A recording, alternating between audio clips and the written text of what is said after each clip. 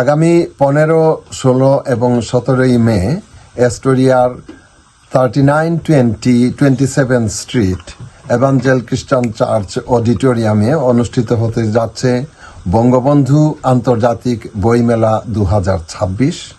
এখানে বিশ্বের বিভিন্ন জায়গা থেকে বাঙালি লেখক সাহিত্যিকরা আসবেন। এখানে বইয়ের অনেকগুলো প্রকাশনা সংস্থা অংশগ্রহণ করবেন।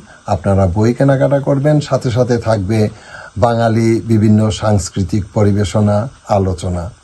আপনাদের সবাইকে এই অনুষ্ঠানে অংশগ্রহণ করার আহ্বান জানাচ্ছি।